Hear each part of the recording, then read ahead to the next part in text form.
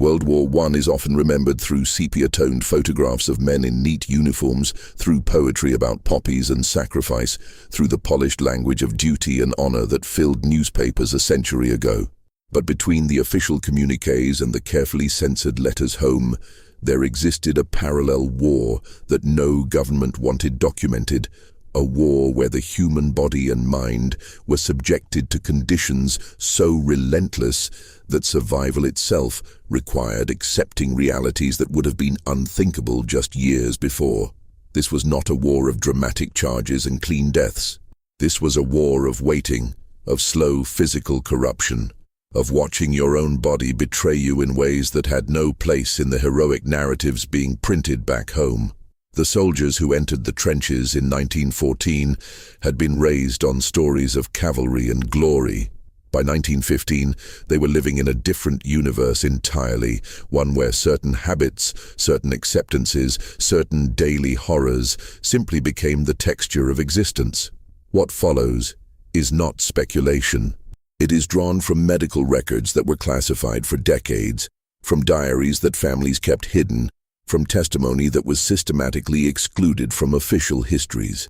These are the things soldiers were forced to accept, because there was no alternative, because the war machine did not stop for human limits, because adaptation was the only form of survival available. The first habit soldiers had to accept was the permanent presence of human remains in their living space.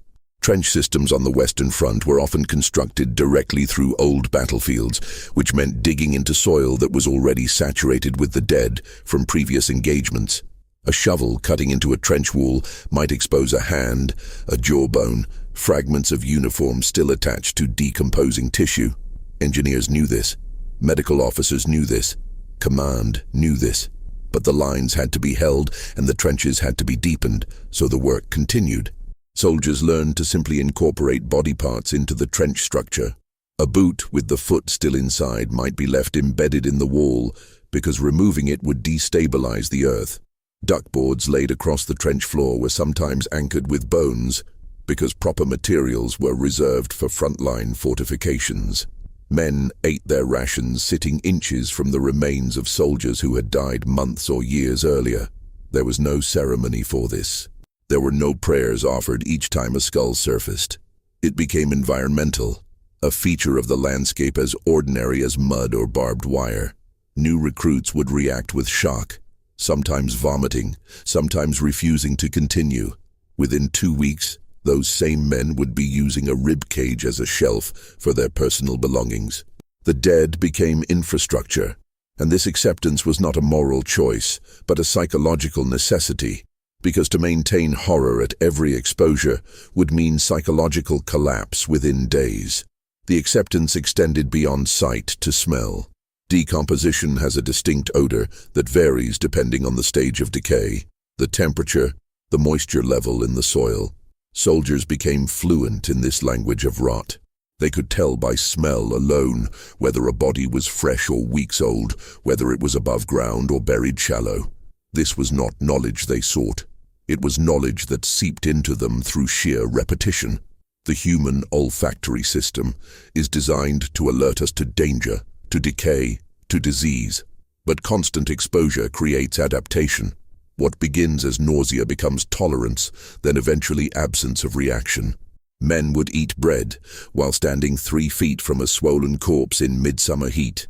Not because they were hardened or brave, but because hunger operates on a different circuit than disgust, and the body prioritizes immediate survival.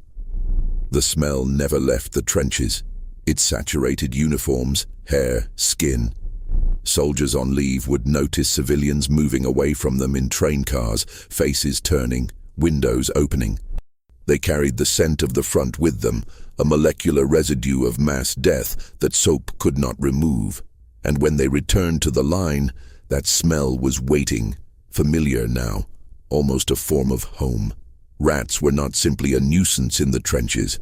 They were a dominant species, thriving in an environment engineered for their success. Trenches provided shelter, warmth from human bodies, and an unlimited food supply in the form of corpses, food scraps, and human waste. A single trench system could support a rat population in the tens of thousands. These were not small animals. Trench rats grew to the size of cats, fed on high-protein diets of human and horse flesh. They moved in packs, bold and unafraid.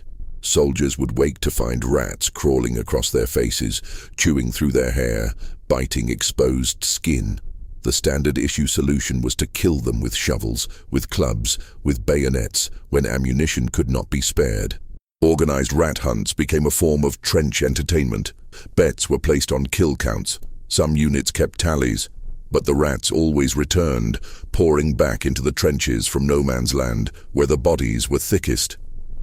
The habit soldiers had to accept was sharing their space with creatures that fed on their dead comrades, that treated human flesh as a resource. There was no way to eliminate them. Poison was tried and failed because the rat population was too large and too dispersed.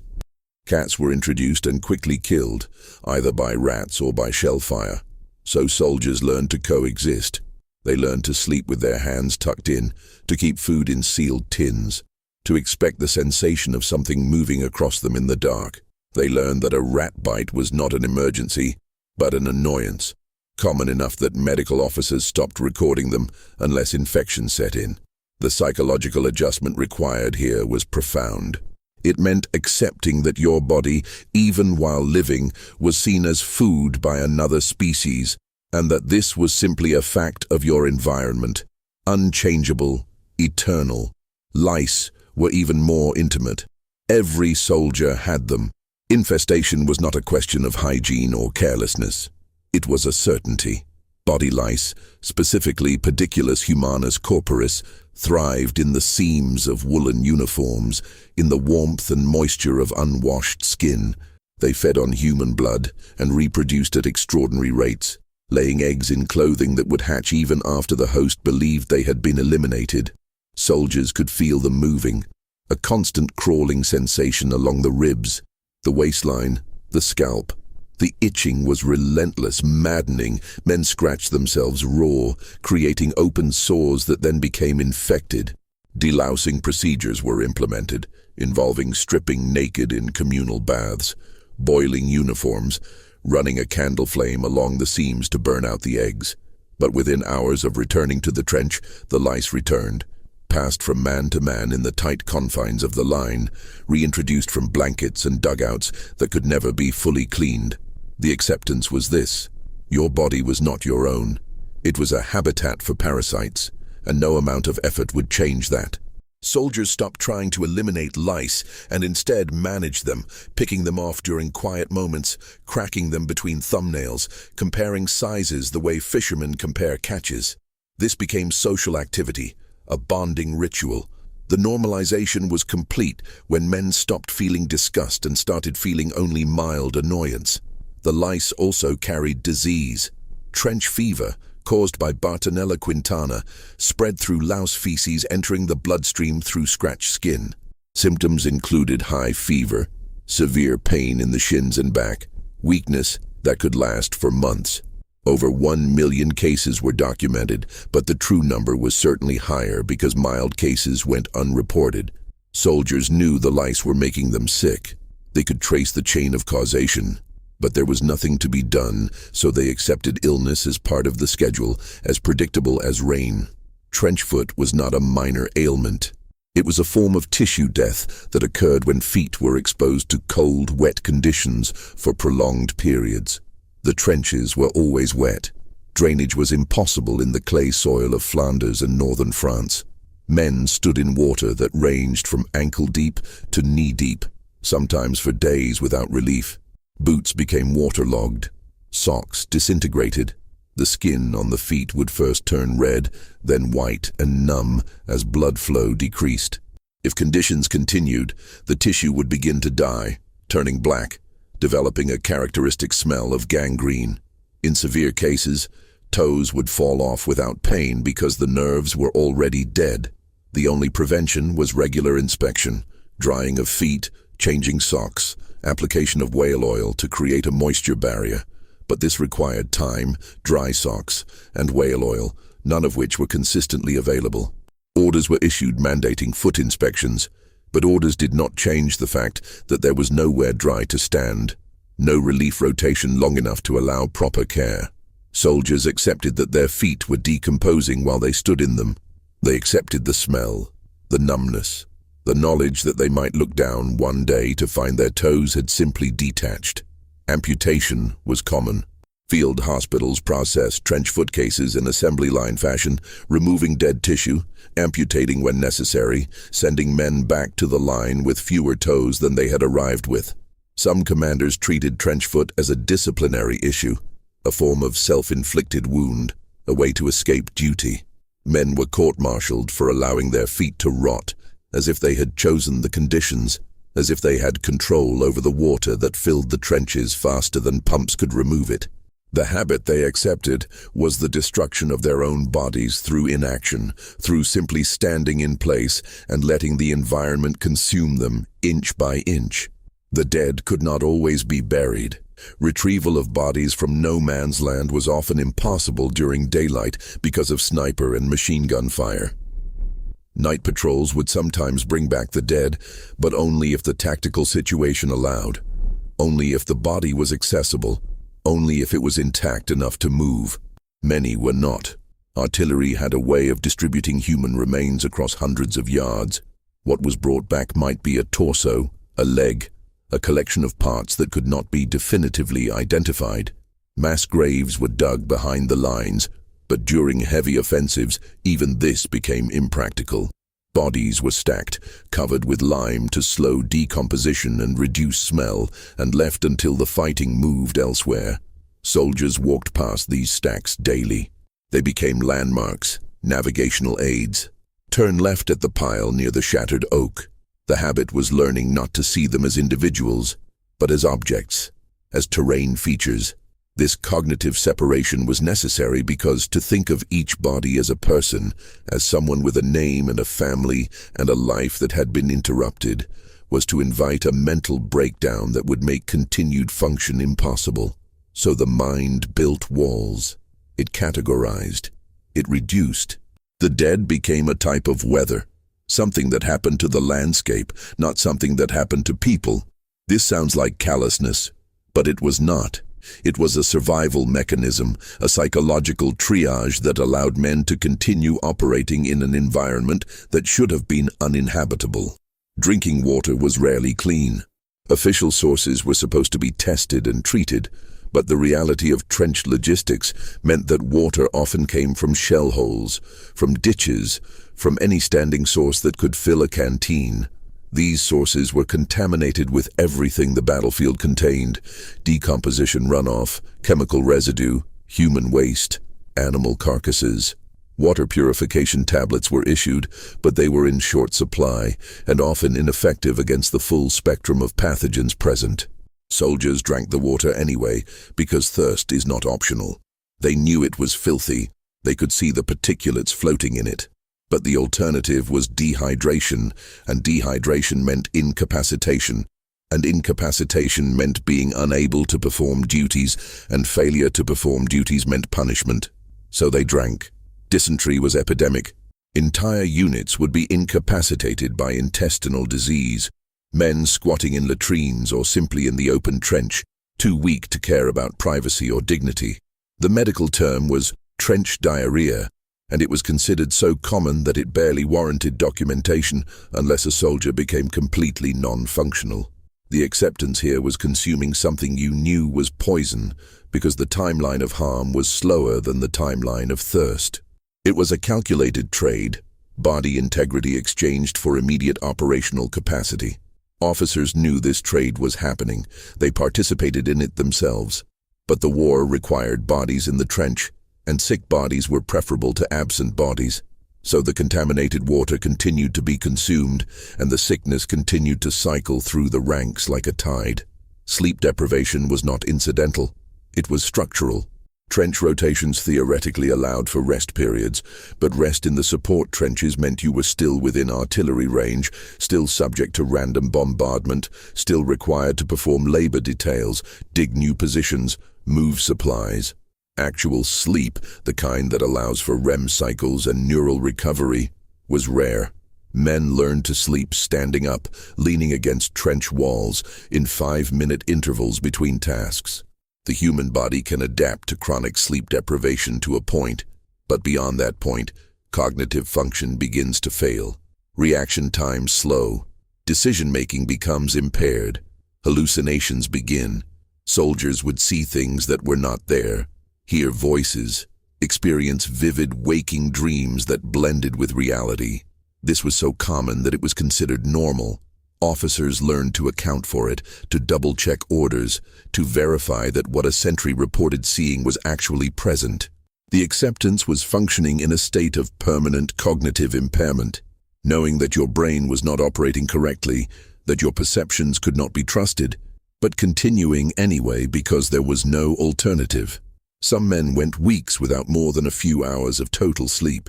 They would collapse during marches, fall asleep while standing guard, experience micro-sleeps that lasted seconds, but felt like hours.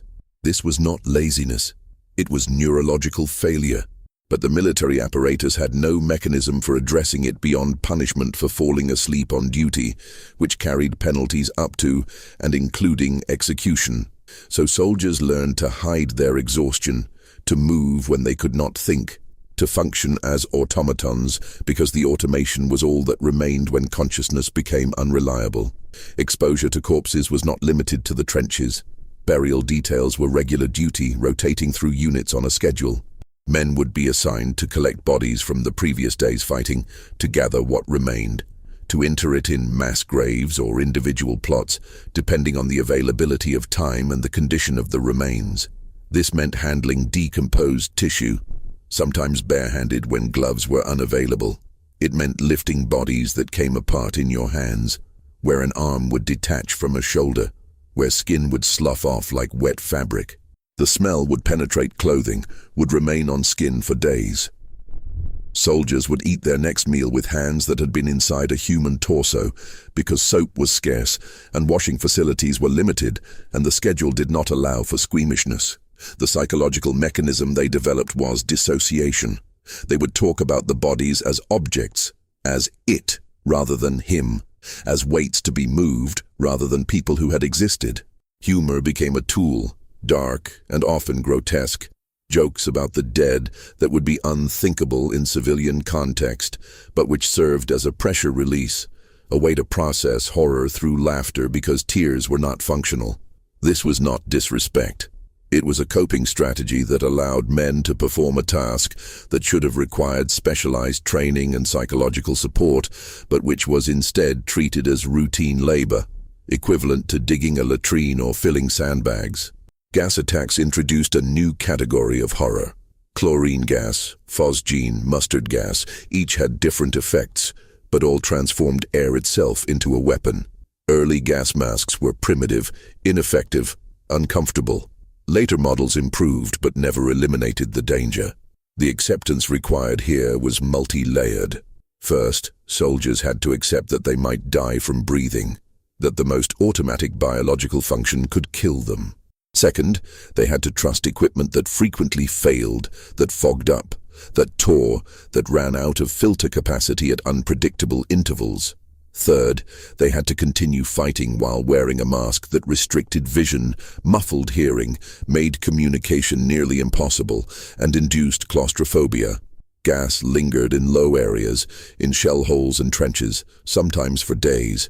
Men would have to enter these zones knowing they were breathing poison, feeling it burn their throats and lungs, hoping the exposure was brief enough not to cause permanent damage. Mustard gas was particularly insidious because its effects were delayed. You could be exposed and feel fine for hours, then wake up blind, your skin covered in chemical burns, your lungs filling with fluid. Soldiers learned to recognize the smell, the taste, the faint sensations that indicated gas presence, but this knowledge did not protect them. It only allowed them to know what was killing them. The long-term effects were not discussed.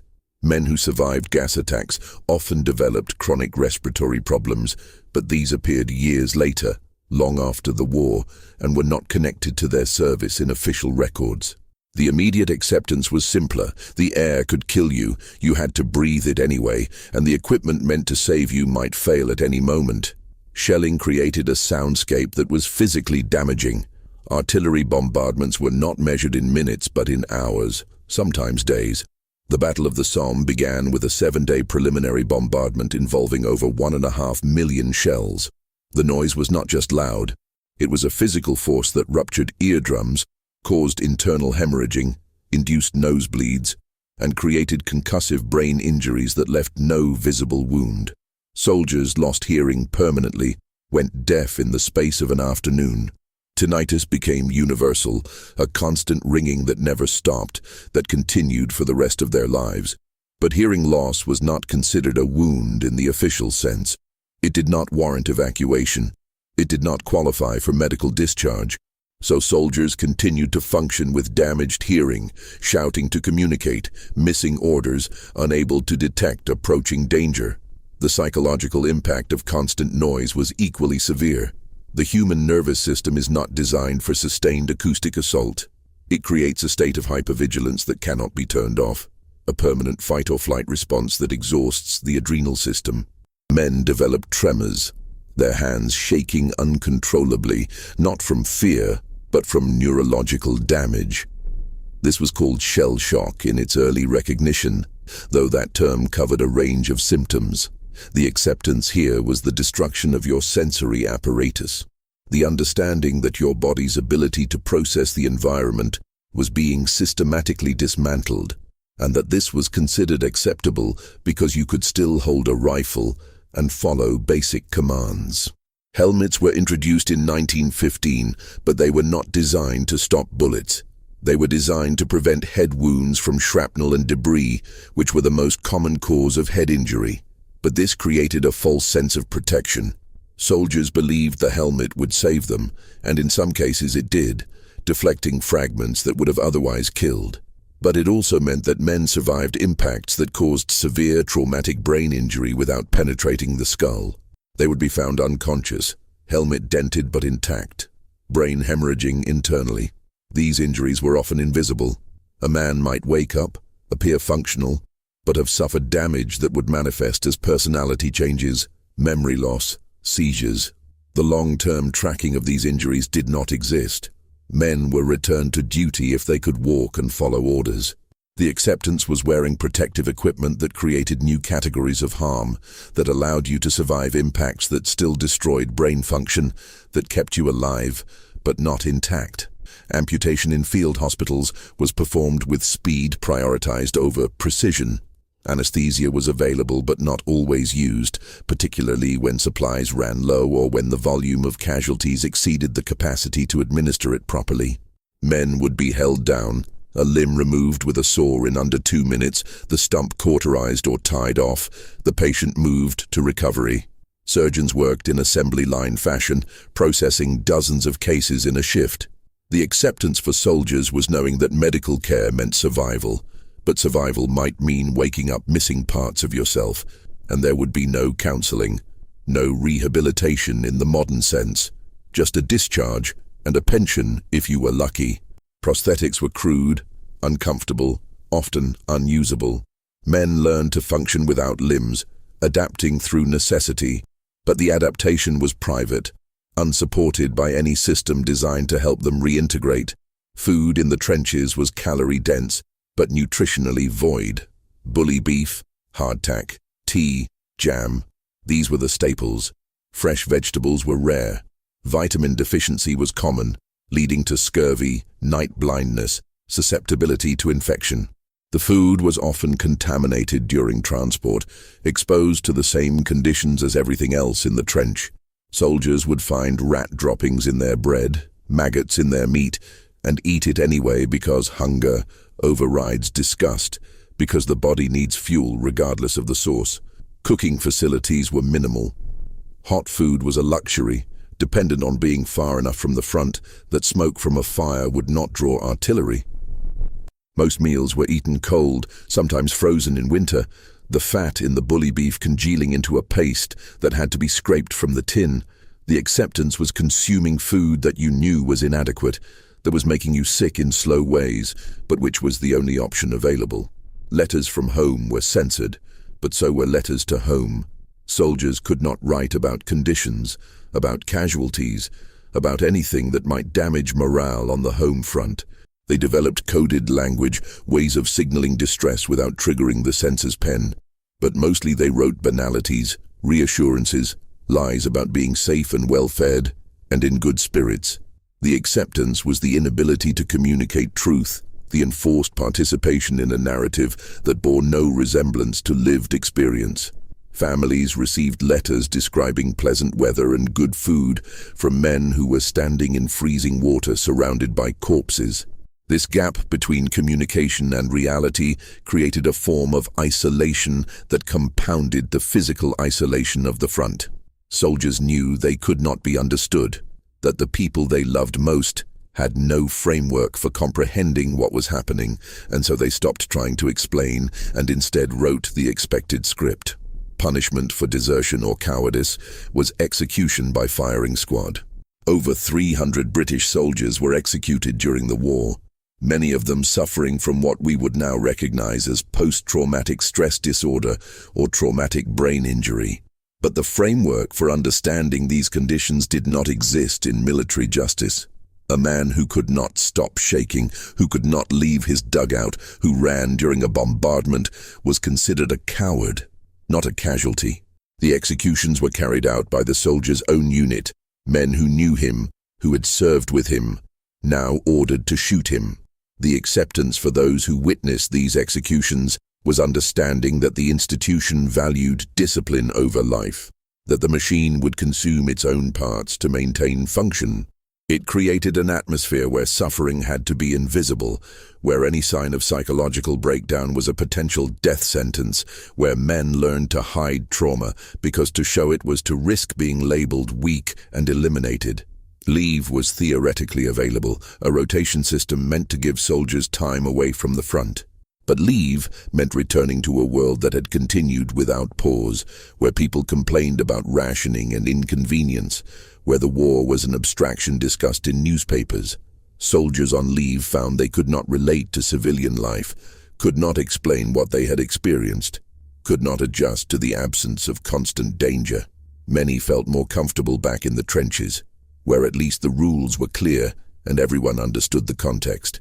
The acceptance was that you had become fundamentally incompatible with the world you were supposedly fighting to defend, that the transformation imposed by trench life was permanent, that there was no true relief, because relief required being a person you were no longer capable of being. Discipline was maintained through a system of punishments that ranged from extra duties to field punishment number 1, which involved being tied to a fixed object, often a gun wheel, for hours at a time, sometimes in range of enemy fire. This was not informal abuse. It was codified, legal, part of the military justice system. Men would be bound in crucifixion positions, left in the open, unable to move or defend themselves if shelling started.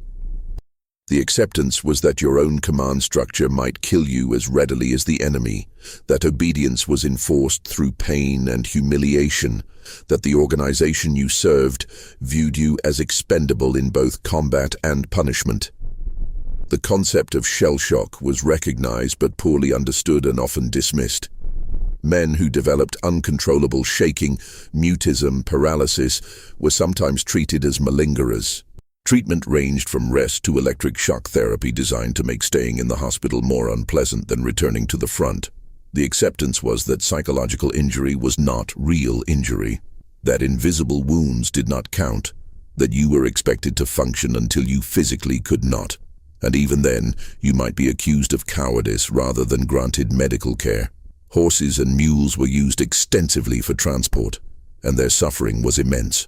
They died in greater numbers than soldiers in some sectors, killed by shell fire, by gas, by exhaustion.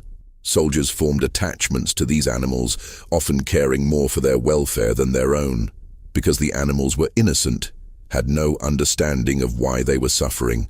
The acceptance was witnessing cruelty to creatures that could not comprehend the war, that died in terror and pain for a conflict they had no stake in, and being unable to prevent it because the logistics of war required their use and their death. The normalization of all these conditions, the bureaucratic processing of horror into routine, was perhaps the deepest acceptance. Suffering was quantified, categorized, filed. Death became a statistic. The individual disappeared into the mass.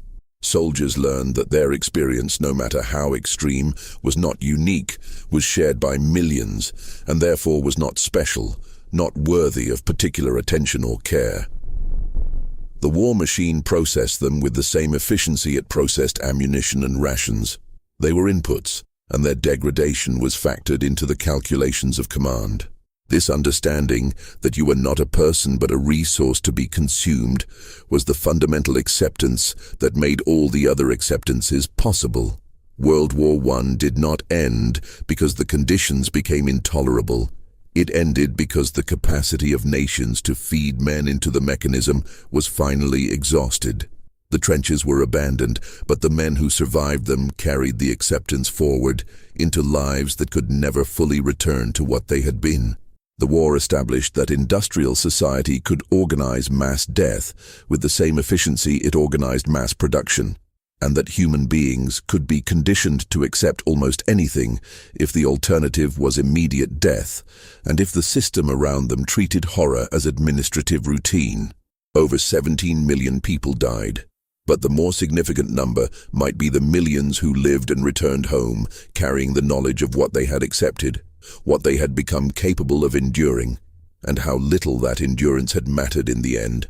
The mechanisms refined in those trenches, the acceptance of human expendability as policy, the bureaucratization of suffering, these did not end in 1918. They became the template for the wars that followed, more efficient, more total, built on the foundation of that first industrial slaughter, where the impossible became ordinary, and men learned to live inside their own dissolution, because the alternative was unthinkable and the war continued regardless.